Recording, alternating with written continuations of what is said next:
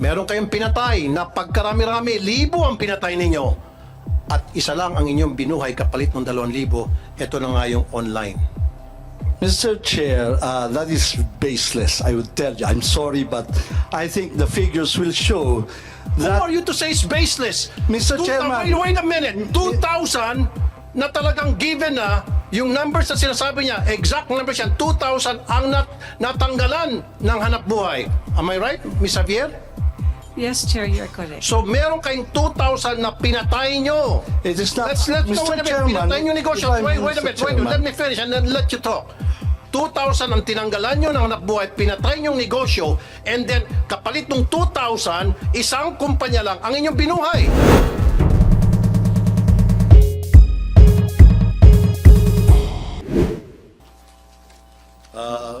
If I may, Mr. Chair, I have it with me. Would you like me to Kasi read it? dito kasi, Mr. Robles,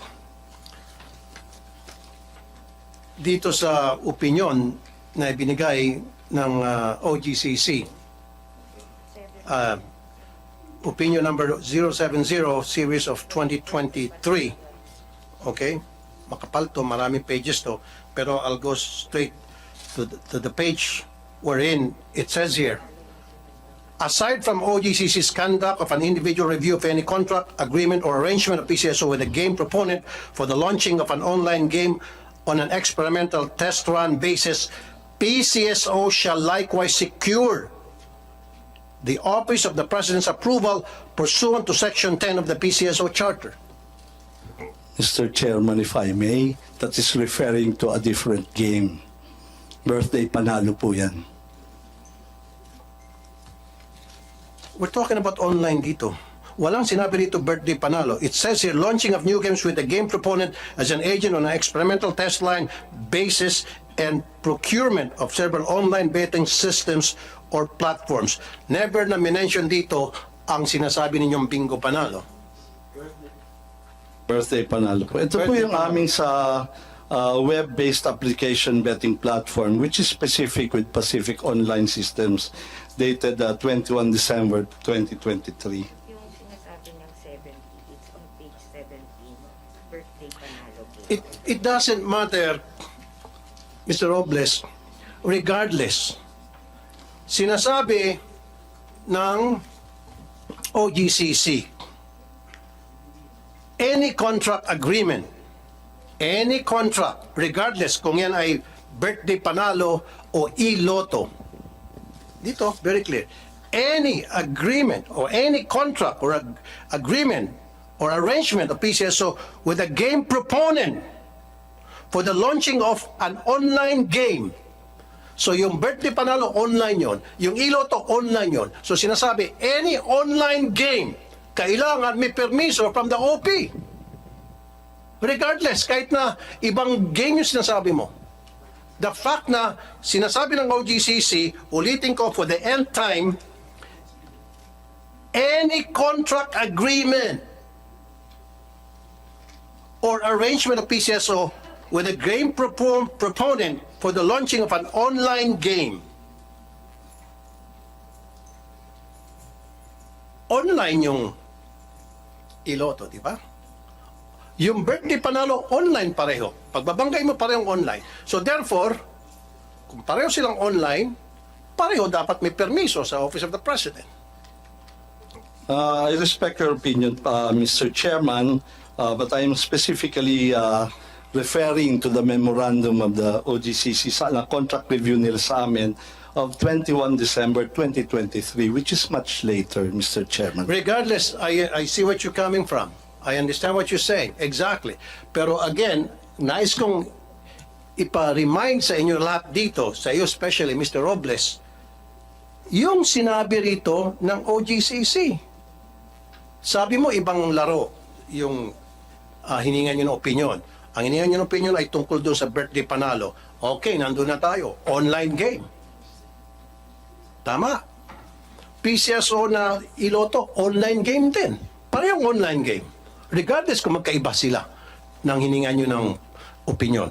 Pero the fact na it states here na online game should have the permission of the Office of the President that you should have secured permission from the OP.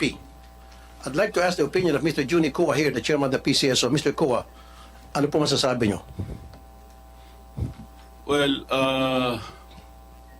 tama naman po yung binasa ninyo kanina na kinakailangan na humingi ng permiso sa Office of the President.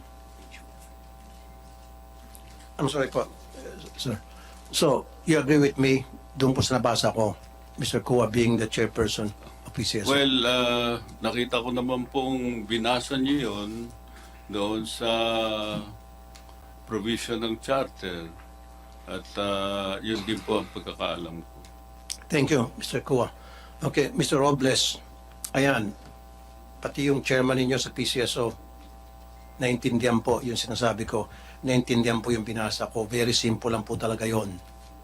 Actually, pang kindergarten lang po yon. Na sinasabi rito, pag online, kailangan may permiso mula sa OP. Online po yung iloto. Sana po, kumuha kayo ng permiso sa Office of the President. Binaypas niyo po yung OP sa proyektong ito. Number 1 violation po yun. Why was it violated? Mr. Chairman, assuming that that is correct, we are just on a test run po. We have to test this before having it approved. Kasi po, it would look, kung hindi naman po gumagana, pag nauna naman po yung approval, ay medyo mahirap din naman po yan. So we have to be very clear, this is on a test run. Exactly, precisely, definitely, absolutely, you're right. Pero, bago ka mag-test run, you should secure permission from the OP before any move whatsoever. Mr. Chair, again, you were referring to a different game. Yan po ang pinanggagalingan Sir, akala ko tapos na tayo sa different game, regardless kung anumang game yun. Basta we're talking about online, right? Pag online, kailangan may permission from the OP. Period. Mr. Okay? Chair, if I may, I would like to read from you a memorandum from the Executive Secretary. If I may, Your Honor. Yes, sir. Upon evaluation, the PCSO is advised that it has sufficient authority is in a better position to evaluate and approve its technical guidelines on betting platforms, considering that this deals with the minimum technical specifications required for betting platforms of PCSO game. Like hardware systems, architecture requirements, interface requirements, and software specifications. Finding that these are matters that will be better evaluated by PCSO as the implementing agency for its lottery games, this office defers to the PCSO's expertise on the approval of the same. Ito po rin po regarding the betting platform po, which Iloto is a betting platform, Your Honor. So, ang ibig nyo sabihin, with that letter that you just read, and what date is that? So, pinapayagan kayo ng Executive Secretary na to go ahead at kukontrahin itong opinion ng OGCC. Kasi very clear to me, merong opinion ng OGCC, ngayon nang lalabas ng opinion, ang Executive Secretary na sabi na upon your discretion, para i-simplify ko na lang, na pwede kayong mag-decide na mag-enter into a project such as online gaming na kumukontra sa opinion ng OGCC. So, ibig sabihin, yung Executive Secretary pumaparing na sa inyo at pinapayagan na kayo na i-bypass itong nakalagay dito sa opinion ng OGCC. I think, read it Mr. right? Chairman, we're referring to two different opinions. So, as far as we're concerned, hindi po namin we're not going against the opinion of the OGCC. No, sir. The opinion of OGCC is very simple. Pinapalawak lang po natin. We're talking of online here, sir. Online lang po. Huwag na natin ibahin pa. Online lang. It's the same animal. Yung birthday panalo and iloto, online din yun, sir. Wala tayong pinagkaiba rito. Kasi ang sinasabi niyo po, may binabasa kayong sulat na wala po akong kopya niyan, na parang sinasabi ng Executive Secretary, if I read it right, kung tama yung pagkabasa ko, na pinapayagan kayo, is your discretion na gumawa ng anumang klaseng project na pwedeng kasama na dyan yung online betting, kayo nang bahala gumawa ng mga paraan sa technicalities and all, pinapayagan na kayo ng Executive Secretary. And I don't know kung nabasa ba ng Executive Secretary itong opinion ng OGCC. Sana, pinadalhan nyo si Executive Secretary ng opinion. Sir, nagbibigay ka ng opinion yan pero may opinion ng OGCC. Pinagbangga nyo sana. Siguro baka hindi siguro nabasa ito ng Executive Secretary kasi kung nabasa ito ni ES, then he might not have issued that kind of letter. Kasi kung ako sa Executive Secretary at pinabasa mo sa akin to, ba't pa ako mag-issue ng sulat ng ganon? Sasabihin ko, hindi ko babanggain yung OGCC. Kasi sigurado ako si ES, he'll make sure na talagang nagko-confront tayo sa lahat ng mga patakaran, sa lahat ng mga protocol sa departamento ng executive. If I may, Mr. Chair, Yes, sir. yung birthday panalo po is a game. Yung pong e-lotto is a betting platform. Malaki pong pagkakaiba yun, Mr. Chairman. So, hindi ho pwedeng referring to the same po yun eh. Ito po, sir, ano? Philippine Charities, meron ho ba kayong kopya nito? Opinion number 070 series of 2023. I would presume you have a copy of this. April 19, 2023. Ito po.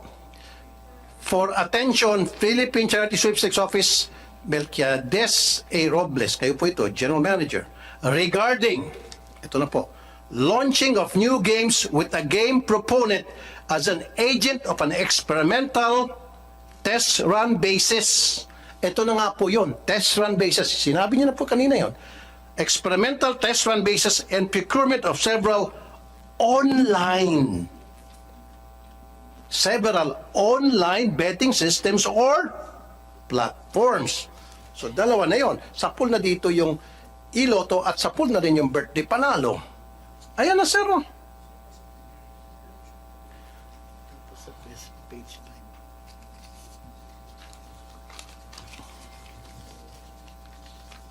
May kopya ho ba kayo nito, Mr. General Manager? Okay. Dito pa po sa page 5. In accordance with the contract on PCSO service providers, Philippine Gaming Management Corporation and Pacific Online Systems Corporation binanggit.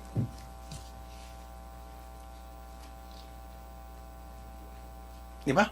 Binanggit dito yung Pacific Online was online. Itong Pacific Online, ito po yung test run ninyo sa iloto. Doon po sa birthday panalo, Pacific din ho ba ang provider? Hindi po, Your Honor. And it's just a proposal po. Exactly. So, doon sa birthday panalo, sinasabi mo kanina, in-insist nyo magkaiba. Hindi pala Pacific yon. Pacific ang binimension dito. Po yan, yung dati pong provider po yan. You have to understand po na dati po dalawang provider po ang PCSO eh. No, sino bang ang current provider? Mr. Chairman, if I may, we have the lotto, the lottery, ano po, yung the over-the-counter lottery. Ito po, meron pong dating PGMC tsaka POSC. So in that context po, para maintindihan natin, ngayon po pinag-isa na yan under one joint venture. So para po ma-mention nila yan, it was a long time ago po yan. Kaya nga po sinasabi ko, we are guided by the more recent one. Ito nga pong memorandum na sinasite ko on the web application-based program. So yung PLS na po ngayon yan sa lottery namin, Philippine Lottery System. Kaya hindi na nga po kasama yung PGMC and the POSC on the traditional, on the usual over-the-counter. Kaya po, we really have to be specific kung ano ang hiningi namin ng opinion. Kasi magkakasalabat po yan. Iba po ang context, yung backdrop po ng sinasabi nyo na yung sa birthday panalong hinihingi namin. Precisely. I see what you're saying. I know where you're coming from. But you should understand, ito pong sulat ng OGCC na ipinadala sa inyo, I hope you have a copy of this. Very clear po, plain and simple. Ulitin ko po, paulit-ulit na tayo rito para mas maintindihan natin. regarding launching of new games with a game proponent of an agent on an experimental test run basis. Yan na yung iloto. Your Honor, if I may, iLotto po is not a new game. Existing na po ang Lotto natin. Yan po Iloto, yung, we're talking about the experimental electronic lotto. it's a betting platform, Your Honor. Betting platform, we're talking about e-lotto, electronic betting. It's a betting platform but still covered yun ng opinion ng OGCC. You know, Mr. Robles, the reason nang gagaliti ako rito because nakatanggap ako ng maraming complaint. The last time you weren't here kasi, I talked to several lotto agents, yung betting stations. Marami sa kanila mga OFWs, mga retirees. Nag-invest sila, bumuo sila ng pera doon. And now, mawalan silang trabaho. Mawalan sila ng kita. You didn't even consult them. Miss Evelyn Marking Javier, if I'm not mistaken, presidente ho kayo ng mga lotto agents. Yes. Were you consulted? Yes, Chair. Nasarado na po yung 2,000 na outlets po. Ano po? Nasarado na po. Ano yung sabi po nasarado? There are 2,000 lotto outlets na nasarado na po dahil nabigyan na po ng termination noong October 16. 2,000. I mean, nag-start po yung 300 tas yung remaining pong 1,600 So, plus. so ilan po lahat ang nasarado? 2,000 po as a whole. 2,000. Ano pong binigay na reason bakit po sinara po yung 2,000 na lotto outlets? Wala pong machine daw. Wala nang machine. Yun lang pong binigay na reason.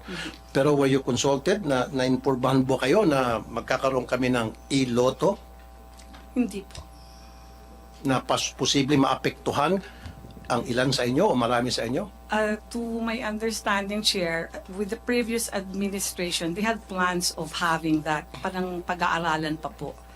We were just surprised na ang bilis-bilis lang po siyang na. So yung previous administration, before Mr. Robles became the general manager, so meron na kayong narinig na plano. Iplano po. Oh. But you, pero nakonsulta kayo, Opo, alam po namin. alam nyo.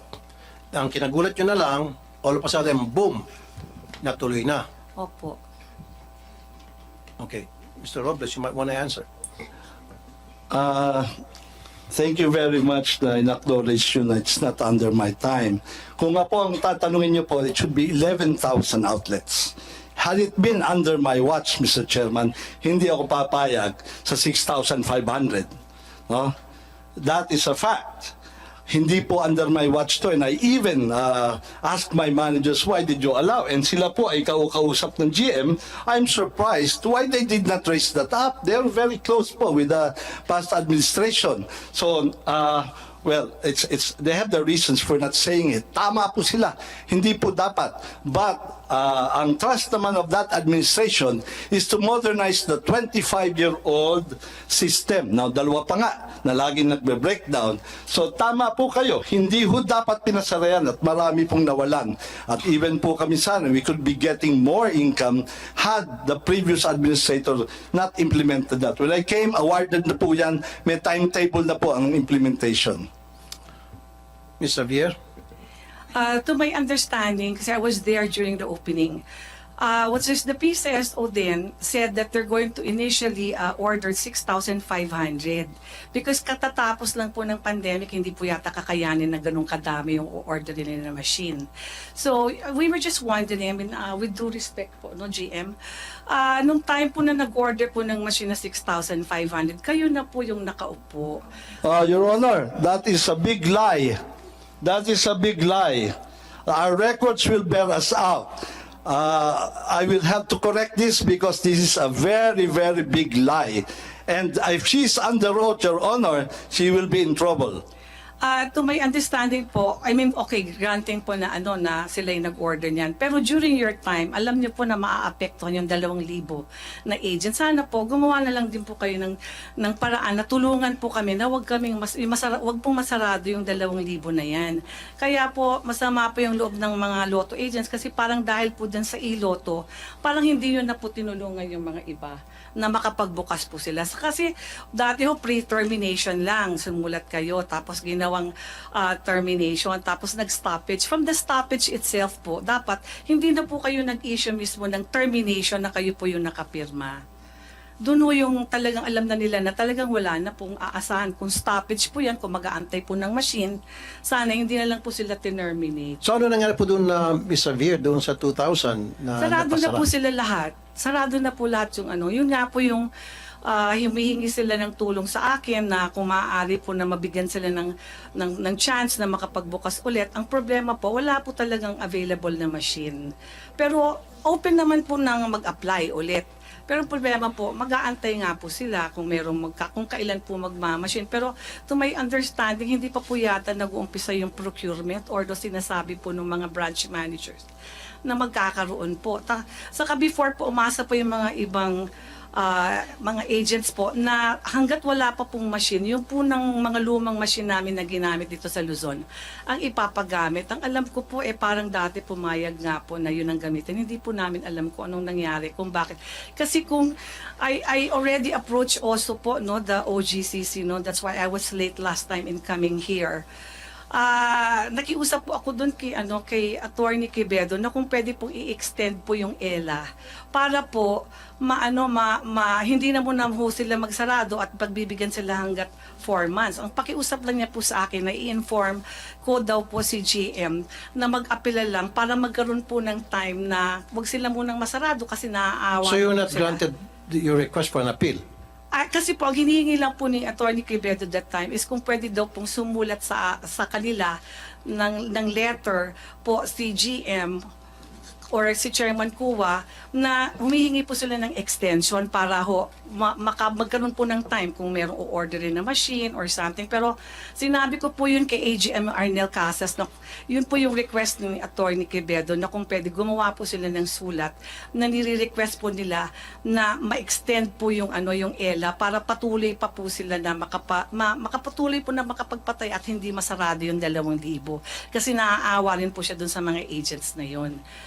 At that particular time, parang nag-follow up ako, parang sabi po, hindi naman po talaga nangyari na nakagawa po ng apela.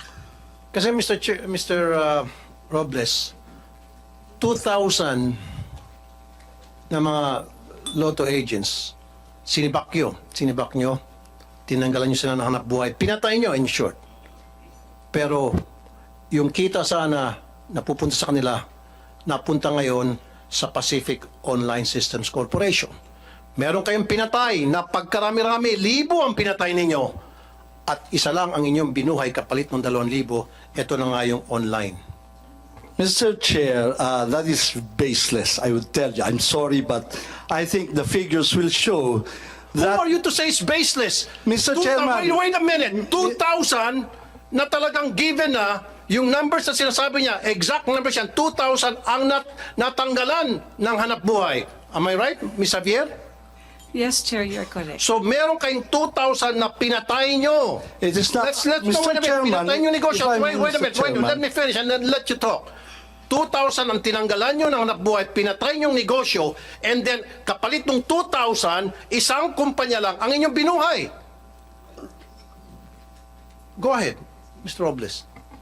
Hindi po ako may gawa niyan, Mr. Chairman. Dumating po ako awarded, under your watch. Mr. Chairman, if I may, Mr. Chairman, it is not under my watch that the PLS was awarded. 5.8 billion po yan. It is a modernization of the lottery system, Mr. Chairman. I came, it was already on the But you were implementation the one stage, who Mr. asked for an Chairman. opinion from OGCC, and OGCC gave you an opinion na saying na hindi... Hey, where are we, Mr. Chairman? Are we on the Pulai? Yes, later na yung pula. Mr. Robles, dalawa ditong issue eh. Una, nung nagkaroon itong Pacific Online Systems Corporation, pinatay ang 2,000 mga lotto agents. Pangalawa, nung humingi kayo ng opinion sa OGCC at sinabihan kayo ng OGCC ng opinion na kailangan humingi kayo ng permiso sa Office of the President and yet you did not. Attorney Francis De Valle, kanina pa kayo nagbabasa nung binigyan namin kayo ng kopya. What's your opinion on that letter? That MOA? It's your time to shine. Come on. Your Honor, the OGCC already issued an opinion that is currently being the subject of this discussion. The opinion speaks for itself, Your Honor. I might be misquoted if I make an interpretation. So, I'd No, you're an rather- attorney, you're a lawyer, you should know better. Pwede ka magsalita. Yes, exactly. On behalf of the OGCC in reference to this letter or opinion issued by the office where you present. Exactly, Your Honor. With all due respect, my training would tell me that the document speaks for itself. Okay. The document When you say is the a document evidence, speaks for Your Honor. itself, meaning? The opinion, Your Honor, that was issued by the Office of the Government Corporate Counsel, Your Honor. So that means, yung sinasabi rito na sana humingi ng opinion sa Office of the President, covered dito itong online gaming system ng Pacific Online Systems Corporation. Tama?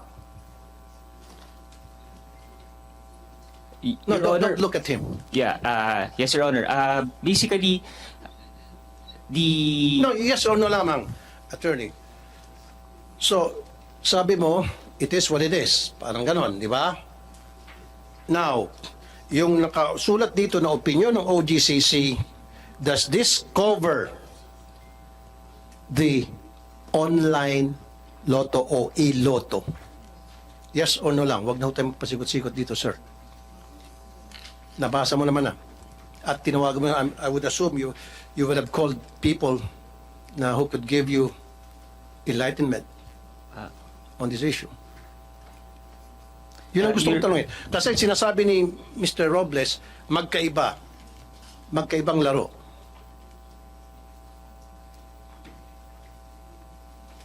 At itong dokumento kasi ito, galing sa OGCC. So kaya binigyan kita ng kopya para basahin mo at pagkatapos, come up with your own opinion, being the lawyer of OGCC, and at the same time, make some phone calls. Do it right now. Open pa naman siguro opisina, 2 o'clock pa lamang. Call. Your Honor, the signatories of that opinion is currently in a meeting with the Department of Justice. Okay, sige. Wala yung mga So, signatories. But, make some phone calls and kung kinakalang basahin mo yung mga libro ninyo dyan sa OGCC, mag-utos ka na basahin kung ito ba ay tumutugma yung mga, ito bang nakasulat dito tumutugma doon sa mga libro ninyo, kung anong sinasabi sa mga protocol ninyo, sinasabi sa guidelines ninyo. So again, I would like to make it short. Tama ba yung sinasabi ko na ito ay, itong sulat na ito, opinion na ito, it covers the e-lotto. Yun lang yun. Yes or no ka lang. Sabi mo kasi kanina, it is what it is. Meaning, kung ano yun nandyan, yun na nga yun.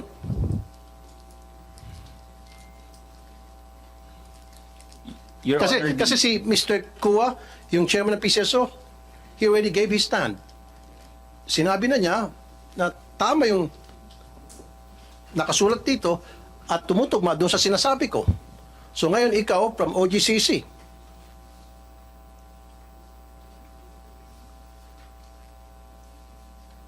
Kasi itong dokumento to galing sa inyo eh.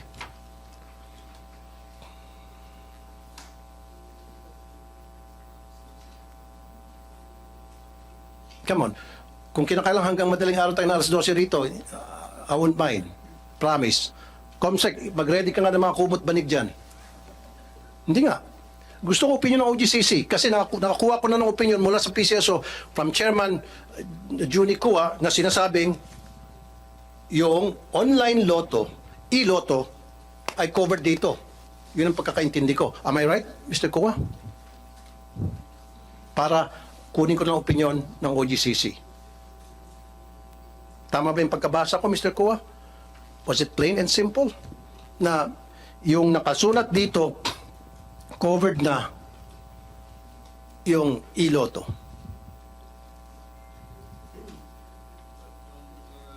Ang narinig ko ay yung patungkol sa paghingi ng approval ng OP Correct. tungkol diyan sa Iloto.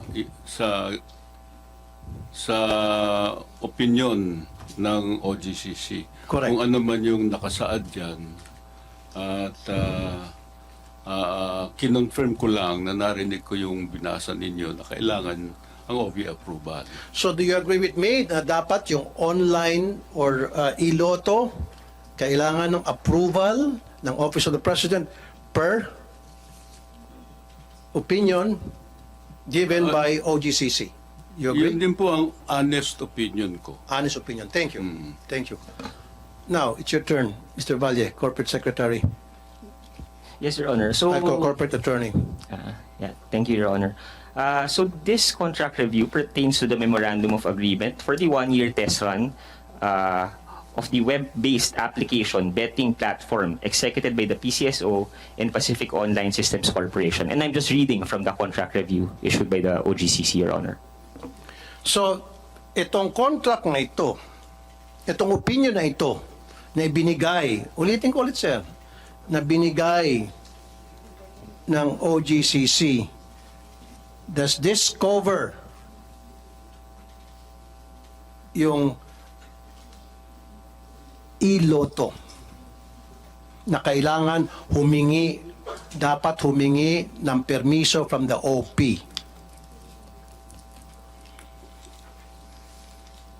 Simple lang po yung tanong ko, sir, na nahirapan po kayo. Kasi ang pagkakalam ko, lahat ng government-owned corporation, any kind of transaction they should enter into, any kind of entity, they should get the permission of the Office of the President. That's plain and simple. I'm not a lawyer, but I know that because I read some articles and I read some procedures, policies pertaining to that. And you're a lawyer and you don't know, and kailangan mo pa maghanap. My apologies for that, Your Honor. I'd rather be careful because I don't want to mislead the Honorable Senator, Your Honor. But basically, based on my purpose... No, we're not misleading anybody. Doon lang tayo sa dokumento. Stick with whatever is written in the document. In these documents. Di ba? Lawyer po kayo, di ba? Kung ano yung nakalagay dito, ganun naman dapat pag mga lawyer, di ba? Stick to documents, wala dapat tayong mga hearsay, walang kulang, walang dagdag, walang bawas. Di ba? Walang dagdag, bawas. Kung ano yung nakasulat dito.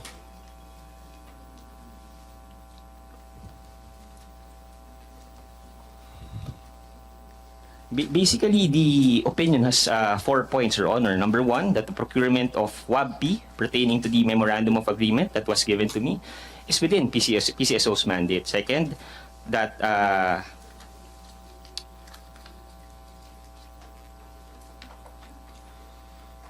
the conduct of PCSO's games through the agent is imbued with public interest, and that since this No, WABP sir. No, sir. proposal- Lumalayo ka.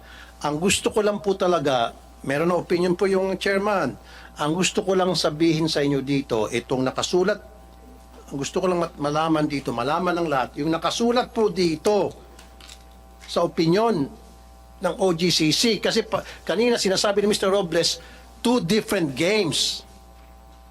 Birthday Panalo and iLotto, at sinasabi niyang gaming platform versus iLotto. So, ang tanong ko lang po, sir, yung pong, ito lang po yung RE, basahin nyo lang, oh.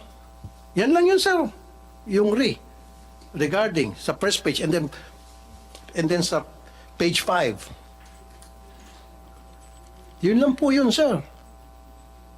Gusto ko lang makumpirma na yung nakalagay rito na opinion, nasa step 1 pa lang tayo, meron pa ako, step 4. So haba tayo rito, sabi ko sa'yo, abutin tayo madaling araw dito, kung kinakailangan. Dito pala muna tayo sa una, regarding, nais ko makakuha ng inyong opinion naman, kasi kayo ang present dito, kayo ang pinadala. Ito po ay kino-cover ang iLotto, na dapat ang iLotto kailangan ng permiso from the Office of the President.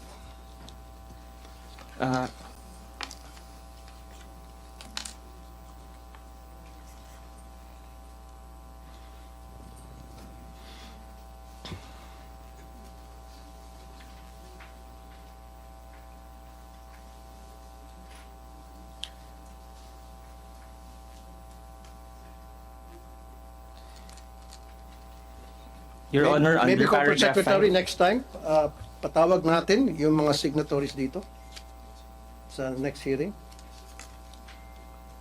I want them to be here. Okay, kasi itong pinadala nila, nagdidili-dali, nag-alanganin sa mga sagot niya. Go ahead po, Attorney Valle, sir. Attorney Del Valle.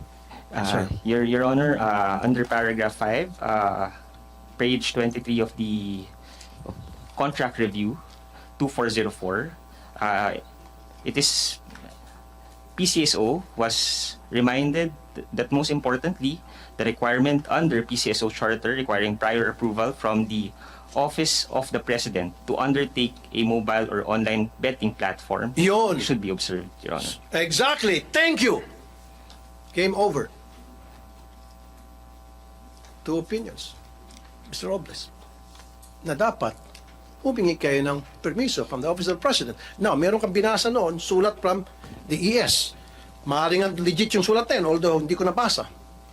And I'm not gonna argue with you, hindi ko kontrahin yung sulat na pinadala sa'yo. Siguro, kaya nag-issue ng ganong sulat si ES saying na okay lang, now, you'll go ahead with that, sapagkat, with that project, sapagkat hindi nyo pinakita to kay ES, itinago nyo ito, kasi kung pinakita nyo to kay ES will say, hey, wait a minute.